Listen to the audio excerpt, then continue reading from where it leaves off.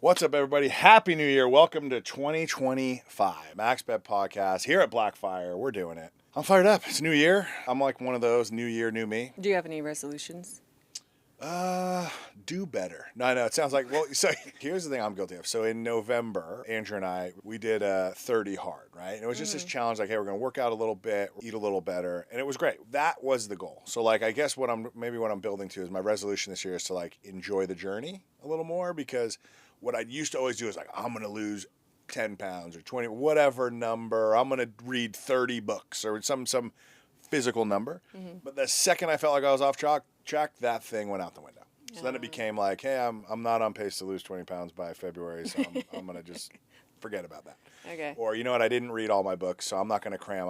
We're done, right? So like I set goals that were too like easy to abandon, and they had really no grace for me to go, well, yeah, Tuesday's a hard day. Like, you're not going to be perfect every day. Like, you got to get back on.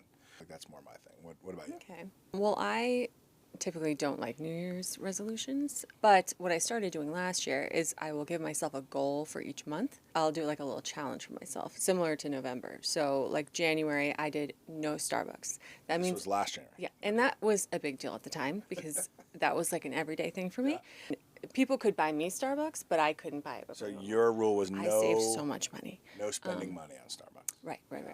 And then I did 2-a-day workouts for the whole month of February. Okay. That worked out really great. Yeah, so it's like a lot of people do dry January. You did no Starbucks. Yeah, because I don't really drink anyway, so it doesn't really matter. Well, that'd be an easy one to do. How do you pick your challenges? Because 12 challenges, you got to come up with 12 challenges. That's a lot of challenges. Yeah. No, it's just kind of a vibe. Yeah. So what's this January's challenge? What are you doing right now? What was the new year? It's the same thing. Starbucks again? So no Starbucks. I got it. Okay. I guess I'll buy coffee if you're jonesing. If you get like. I mean, if you want to. That's the rule. Like, I mean, it's fine. I won't make you. It's just such an easy thing. You're together. You're like, oh, let's get a coffee. Is it all takeout coffee, or is it just like if I said let's go to Dutch Brothers? It's all takeout coffee. Okay, so no. Yeah, nothing. Home brew only. Home brew only. Sadly. Our guest needs no caffeine. He wakes up charged fully.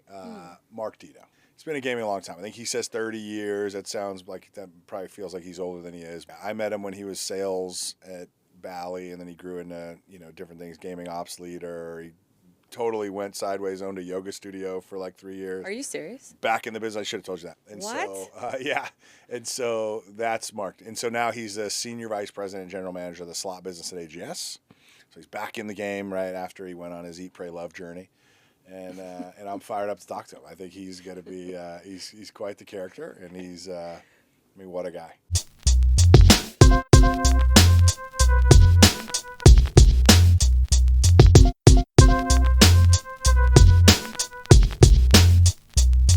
Ready to roll?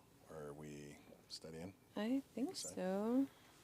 We blew up the whole interview. So yeah, I was about to say. I'm like now looking through it. What happened? No, she's reading the notes from the email, and I'm like, well, we changed it. So sorry. Yeah. No. She has that email too. You should have just expected that. I'm sorry.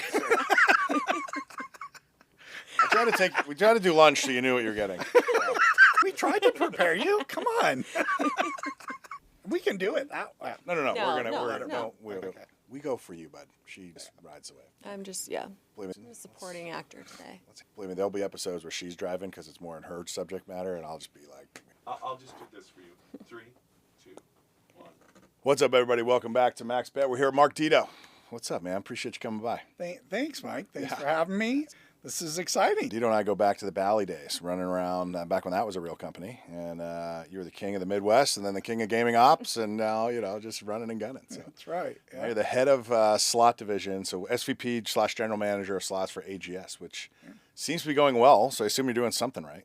Yeah, we're finding our way, as I like to say. Seems like you're shipping a lot of games. Got a lot of games in the top performer. It's well documented. AGS had a rough period shortly after I started, like 1 quarter after I started, and things have evolved quite a bit. We've had an exciting couple quarters here, and I like to tell people we're just getting started. I always like to try to look at, well, what are the opportunities in the market? What's the potential? Really work backwards from there in terms of what could we execute really well on? How do we leverage our strengths? And just through time and really collaboration within the organization, we started to put together our blueprint for what I'd like to call AGS 2.0. I'm AGS 1.0, call me the problem, if you will. But like, right, old school, Not it's at all. okay. Probably some truth there. But like, when you then say, all right, well, 2.0, like, how would you describe it? Like, what is AGS 2.0 to somebody that maybe is just joining the industry or doesn't really know the old thing, and they're just like, what are we doing now? So I had joined AGS probably a couple years after they had gone public. And if you go even back before that, the beginning stages were based on their Class 2 business. Yep. They really did well in Class 2. They excelled in that area. And then they went public, emerging into Class 3. You can look at the Class 3 marketplace, and there's, jurisdictions that we weren't competing in. There were product lanes that we weren't competing in. We had one premium product offering, Big Red. Big Red, that was a my size game. I don't know if you've ever seen one of these. They're gigantic. No. It's like a big square. The thing prints money, right? I guess if you're, most casinos probably already have one, but yeah, it was like one of those things where you look at the report, you're like, this thing's just crushing it. Yeah, it's a killer. But yeah, And it's still going? I think so. Oh, yeah. Still hammering. Yeah, exactly. I was going to say, I'm pretty sure, but yeah. They had just, recently launched their Orion product lineup, which you guys were really successful in penetrating the market with that. But they were only in a few critical lanes, product-wise, market-wise. The R&D resources that they had in that time, particularly in the game development side, like they really only had like 2 full studios. Sure. And so the trick and the challenge was really, how do you expand your portfolio of products and not get what we called house poor?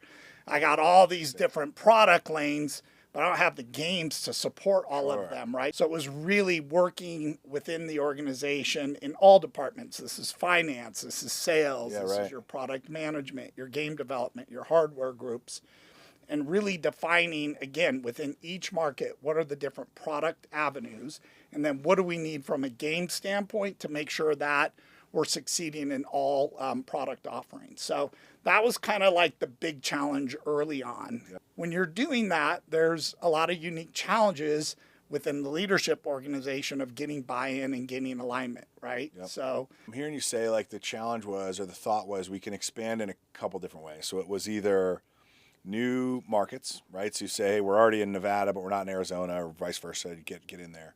So same product, new market. But then it was also new vertical. So in terms of saying, hey, we're still doing Class 3 gaming, but it's Class 3 mechanical reel, which I know you've had success with lately, or I don't know if you ever kicked around like a video poker, but it was basically saying different segment on the floor, but the same floor that we're in, right? And then maybe it was just the two. Like, how'd you prioritize it? Or do you do both of those in tandem? Because I think each of those is going to require resource, and you only have so much money, right, to go and invest in new ways. How, I guess when you're looking at that, what made the choice, or how did you guys attack that? Priority-wise, we were already looking at getting licensed into new jurisdictions. Sure. So how do we leverage the products we had into new jurisdictions? And you remember this. I mean, we didn't have that many salespeople at that time either, right? There was a coverage thing that we need to try to address. Executive to customer ratio was something we really analyzed and looked at to make sure we were getting people in front of all of our customers. But then when you get into the actual product evolution of it, maybe about a year after I got there, we started exploring, all right, what's our new portfolio products going to look like? And that's when we started working on the Spectra lineup. We knew we could capture new markets of product offerings that we weren't in, premium in particular. Yeah. So Big Red, as strong of a game that was, I think we peaked at 300 or 350 units, right? But premium market segment in general is 70, 80,000 units. So there was more to get there. For sure. We needed the product offering, so we started working on our premium product portfolio, which was very complementary to our Class 2 business as well, because we could leverage those games, hardware configurations into Class 2, get a nice lift in our performance there, and then expand into more of the Class 3 commercial markets with reoccurring revenue. Right. We started with the talent base on the R&D side with game development in particular. Sigmund and that team, they do an amazing job of recruiting talent. And it's tough, right? It's a competitive market. Everybody wants the best game dev. Yeah, exactly. But then we really wanted to segment our video product offering and lean into the stuff that was really trending well. So when you were there, we had a dual screen Orion, right? Which is great. It's kind of a product segment, but it wasn't the growth segment. So what we did is we doubled down into the portrait. So now we have a 43 portrait, a 49 portrait, and a slant 49 curve portrait. So we just kind of doubled down into those swim lanes that had more opportunity for us and where we could really leverage the games that we were making. Kind of the big story for us is that the collaboration versus competition, and that exists in any organization between sure. the silos, right? Yeah. Because if the CFO says you guys have $1 million to make the business grow, you want it all, your peer wants it all, like there's always going to be some competition for that. Okay, so I'm interested in like the R&D side. So something I've never actually known, because I've been more on the commercial side, I tend to see it after, right? Yep. So you're partnering with Sigmund, and you're saying we need to expand premium. How do you even approach that? And something I've always wondered is what makes a game a premium game versus a non-premium? Like, how do you draw the line and say, well, Rake and Bacon, for example, started off maybe as a non-premium, now you have premium versions. Like, how come that one's premium and this one's not? It's a great question, and I think everybody approaches it differently. A lot of people say, well, premium games should have more in them. You know, they should have more features and bonuses or whatever. I don't prescribe to that. I prescribe to a principle called Maya, most advanced yet acceptable. In the marketplace of anything, people like familiar. Familiarity is good. This is based on human evolution, right? If I see a plant and it's poisonous, Mike, you eat the plant and die, I'm staying away from that plant, right? Thanks for making me the guy that it's okay. Well, I didn't want to kill Helen. No, she's great. Appreciate that. Keep her around. Much. Yeah, this is Thank good. you. Yeah. To me, your best performing opportunities, best game performance opportunities, are games that have that familiarity with a nice little surprise. Innovative game ideas don't tend to work very well, right? You can spend a lot of cycles trying new. You got to have those elements of familiarity. When people see it, they go, okay, I know what that is. I understand it to some level. And then when they play it, they get a nice little surprise. Yeah. So we really like to take more of an approach of leveraging game assets, whether that's a brand like Rake and Bacon. Yep. That cute golden pig, I say this all the time, like he's our Mickey Mouse. Corn Squelius. Corn Yeah, exactly. Squelius, yeah. So we know that has brand recognition in the marketplace. You see the cute little pig, you have a certain expectation of it, it's unique, he's endurable, and we iterate off of that and have a great opportunity to be successful. How does it come to naming these games? Because what I've always laughed about, and it's an example that, you know, Hillary sees too, but like sometimes I laugh coming from Light and Wonder, and it's a great game, and I like the game, so it's not a negative. But it was like Huff and Puff, right? So you go, this is awesome game. It's on every influencer's thing, and then they go, so now it's Huff and even more Puff, right? It's like, well, yeah, but at some point, like, how many names? Do you find it hard to keep Rake and Bacon and rename? I mean, I guess you're not naming them, but like, how's that going? Like, that's always the thing. I'm like, good luck to you. It's a twist, but good luck naming it, right? Yeah. Well, David and I often like to joke around about some of the names we come up with our slot machines. To be fair, I am not the creative. I'm more of the strategy guy. Exactly. And you know, God help me if I ever try to get into, you know, like that level of detail. Look, when it comes to the creative stuff, I'm just good enough to be dangerous, and I know that about myself. I just try to offer input when I can, when I think there's opportunities, but for the most part, I let the creative guys do the naming stuff. Have any of your suggestions made it into the final cut? You can brag, it's fine. I leaned in and made a lot of suggestions about some of our hardware configurations, which you'll see with the Spectra 75 doing awesome, by the way. Nice. Our new SL49 was kind of like a concept I brought. And again, it wasn't anything new, but it was something I thought. And look, our R&D team is great at this. I can trust them to go, hey, here's what I'm thinking that could work for us, and we could sell or lease a lot of these. And then I just kind of leave it there, and then they come back with something way better than I could have ever Here's imagined. how we're really going to do it. Yeah, exactly. Here's the real version. Yeah. And then also I think with some of the brand extensions, like Rake and Bacon, I thought was one of the most valuable assets we had. There's only one game in that family at that time. Oh, yeah, the original Rake and Bacon. Now it's raking even more bacon, and raking double thick bacon, applewood bacon. We got all the bacon. There's a lot of barbecue happening. You're coming back to AGS. You're going into R&D, and like Sigmund wouldn't have me. I don't think I'm not qualified for that role. But if you just want names, I could sit there and I could talk bacon all day, Mark, as it turns out. Yeah. Well, whatever you're doing is paying off. I just saw recently 9 of the top 25 games on Real Metrics are AGS themes. Yeah.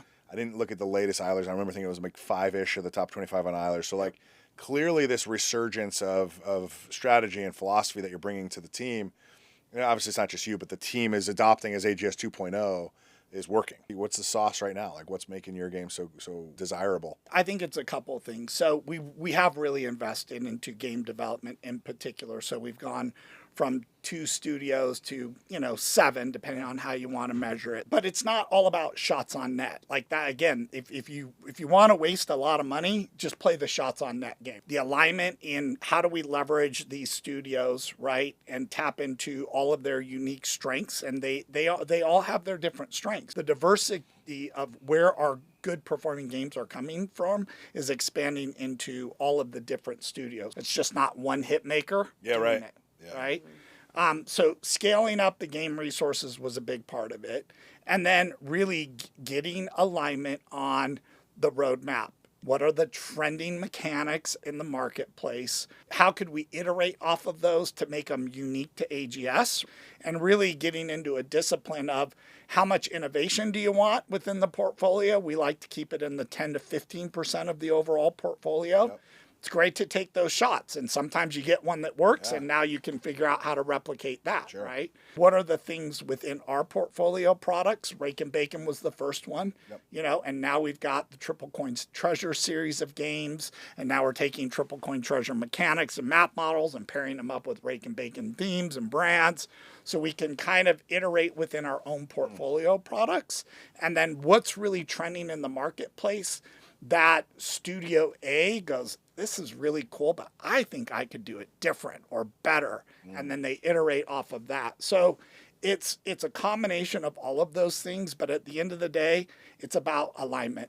And I can't say this enough because so many times in organizations that I've worked in, the marketplace team, the commercial side of the business, and the development side of the business, they might as well be 2 different teams. Like it's not even an offense and a defense. It's like the Raiders. Sorry, Mike, I had to do it. We're okay. And the Chiefs.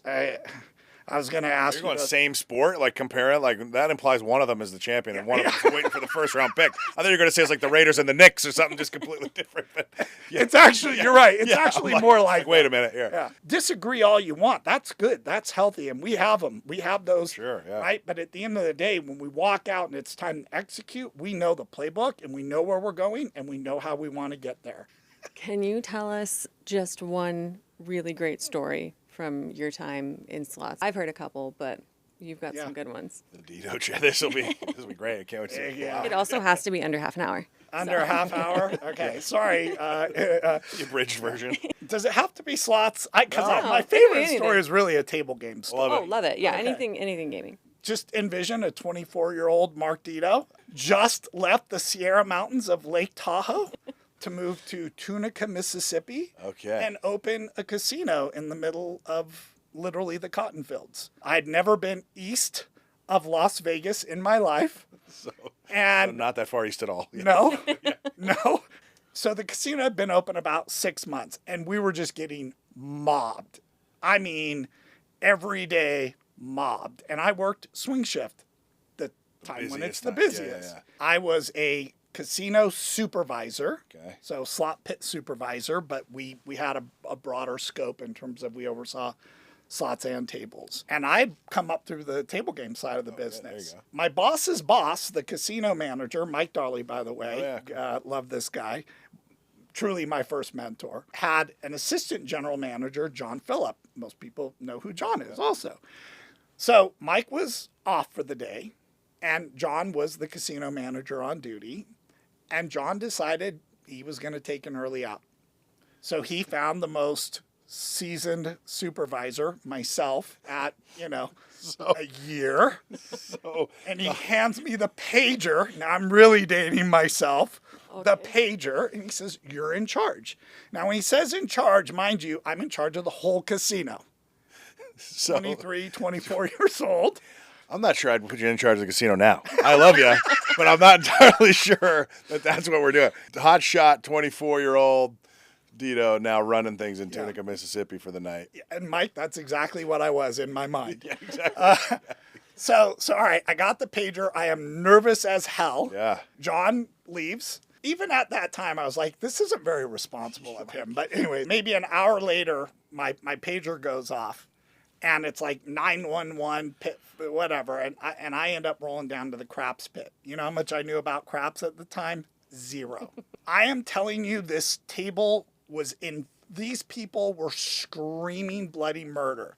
And everybody's new in the casino. Half of the people working there had never even been in a casino before. Pit supervisor, the boxman, the dealers, they're all like just freaking out. There's a mob of players just losing their minds. And I walk over, the head of security stand there. I'm like, what do you think we should do? I'm like, hold on, like, let me just What happened? hear what's going on. Yeah. This is where it gets fun, by the way. Perfect. Got the backstory. We're in. We're in. Angry Mob, Young Dedeaux. You said under a half hour. How am I doing? So. 2 minutes. You're We're good. good. We're perfect. You have plenty of time. So I grabbed the boxman off the game, and I'm like, dude, just like, what happened? He goes, well, the dice landed, and it was cocked against something. There was an obstruction to the die, and the dealers are supposed to call the number and then hit the die so that you can't, like, Just not changing it. Yeah. You know? And I'm like, really? That's like the policy? And he's like, yeah. And I'm like, okay. 7 out is what they called, right? But the table saw it otherwise. Yeah. I call surveillance. P.S. Everybody in surveillance, guess how long they'd been working in a casino? 6 months. Yeah, exactly. Yeah. Meanwhile, this table, like, it's getting chippy, man. Like, really chippy. Like, security guys, like, I think I'm calling the police. I'm like, hold on. I went back to the game, and all the players are screaming, and I stood up on the stool where the boxman sits. I said, can everybody just give me a second, just like shut? And it took me like a minute or 2 or 3 to get everybody to just shut up. And I said, listen, here's what we're going to do. Were you playing at the game? First guy, yep. How much were you betting and where? And I told the dealer on that side, set his bets up however he had them bet. And I went across the whole table and let everybody tell me how much they had bet on every spot on the layout. Can you imagine how much money flew onto the layout at that time? Quite a bit. Yeah. Everybody was a high roller. This is 30 years later because I probably would have gotten fired at the time. But I went around the whole table. I let every player, now there was a few folks. They were like, nah, the dealer's like, nah, he wasn't. We set up the whole table. I said, who was shooting? Send the dice out to the shooter. What was the point? Set it up. Game on. Throws the dice. 2 roll laters. 7 out. We're done. We're done. They feel like they got a fair shake. He probably made more money because he took all their inflated bets. Yeah. And by the way, if this happened today, I literally would have been roasted the next day. I'm sure. Like, I just envision you standing on a stool. Guys, I have this pager. You will listen to me. I am the boss, okay? I have the Motorola S6000. I need you to shut the hell up, please. That's so good. So I'm assuming at some point the 2 guys, Phil and Mike, come back and they go, we miss anything? Like, everything was fine. Didn't even bring it up. It's like, no, guys, pager only went off once. It was okay, no problem. Look, when Darley watches this interview, he's going to go, wait, what did you do, John? What the hell just happened? Yeah. So like, you gave him the command?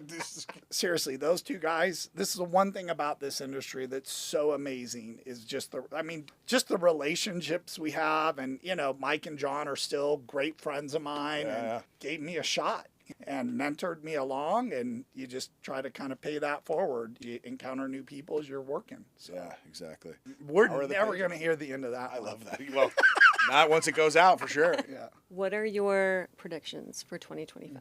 Well, we know there's going to be some big mergers closing, right? I mean, you got the mighty Apollo getting back on IGT and every Aside from these like acquisitions and big deals closing, one of the interesting things about our industry is how constrained we are because of the regulatory environment, from a technology standpoint and market opportunity. I mean, gaming is hard to compete in because it's a very finite, defined marketplace, right?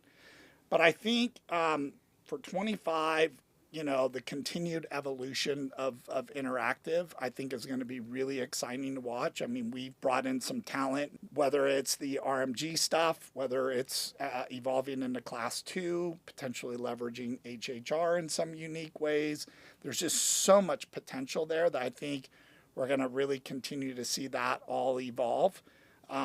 I think social is going to be a big part of that. And how do you start kind of molding these things together? And it's going to be exciting. Who would you recommend to come on MaxBet? Who's next in the hot seat, buddy? Oh, man. I'm going to go off the beaten path a little bit here. Love it. In some of the partnerships that we've had with some of the promotional events, I am entirely fascinated with the influencer side of our industry. I think the evolution of the people who are starting to really gain some momentum there, I think is going to be really fascinating, and the potential of it expanding our audience reach outside of just core gaming people. So I'm going to go influencer. Out of the ones that I've met and talked to, the one who I'm really fascinated with what they're doing is NG.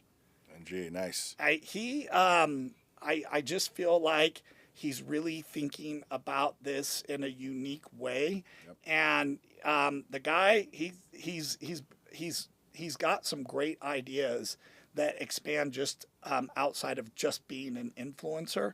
Really a good guy too. You want to talk fun gambling stories? That guy's probably got a million of them. That's I will text him after the call, after our Yeah, discussion here, and I will. Not that you guys probably don't know him, and That's good. you know, More chirping the better. That's right. Because he's got a problem. I'm sure he's got a pretty full dance card, so we'd love it if he could swing by. But that's great. Yeah, he's great guy too. This has been awesome, man. I appreciate you taking the time. Enjoyed to it. swing by. Yeah, it's good. And Thanks for inviting me. Appreciate thanks it. for coming. It's a wrap. That's it, man. Easy. And now, the segment where we make it up as we go.